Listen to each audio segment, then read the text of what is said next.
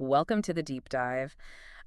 Society tells us love is a feeling, right? Like a spark, a vibe, something you just kind of fall into. Right. It's treated like this uncontrollable thing. Exactly.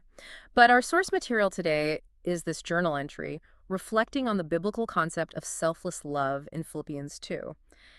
And it basically argues that relying on that feeling is actually setting us up to fail. Yeah, because feelings are inherently volatile. I mean, our mission today is to look at the profound paradigm shift this text proposes, Hmm. redefining love from something that happens to you into a deliberate daily action. Which makes a lot of sense when you think about it. It really does. Because, as the author points out, feelings just rise and fall with your circumstances. They simply cannot sustain a relationship on their own. I kind of think about it like the weather. If you base your relationships purely on emotions, it's like trusting the forecast to plan your life. Oh, that's a great analogy. Right. It's entirely unpredictable. You get a sunny afternoon today and then a thunderstorm tomorrow.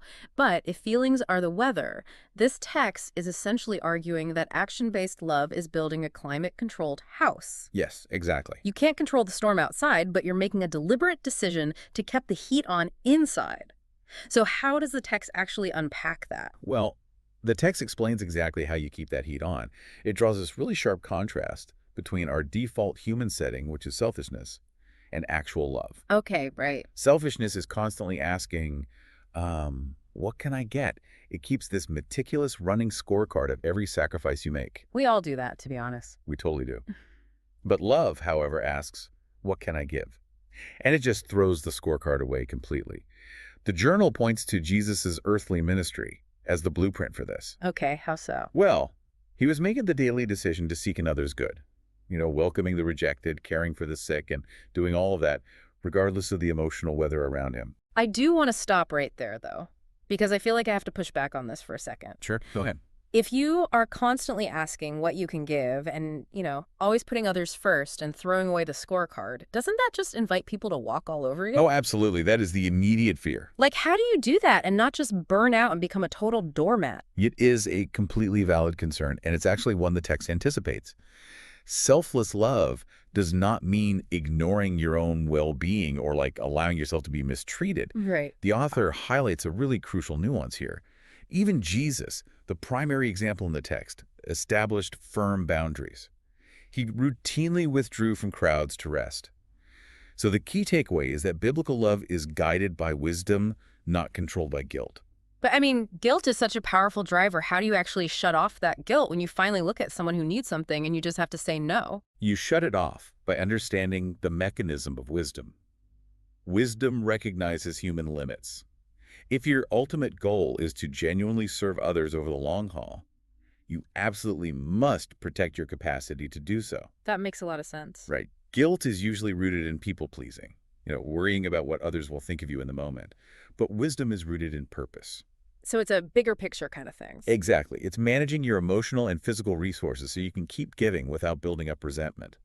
Saying no to one thing is practically how you protect your yes for something way more important. So if wisdom is about protecting that capacity to give, what does that sustainable everyday action actually look like? Yeah. Because it can't all be grand cinematic sacrifices. No, it's not at all. The source lists incredibly simple, practical examples. Things like offering a listening ear when you're super tired, Oh, yeah. or giving a sincere apology when you'd really rather be right, or even just celebrating a friend's success without a single hint of jealousy. That last one is tough because human beings naturally love to keep score.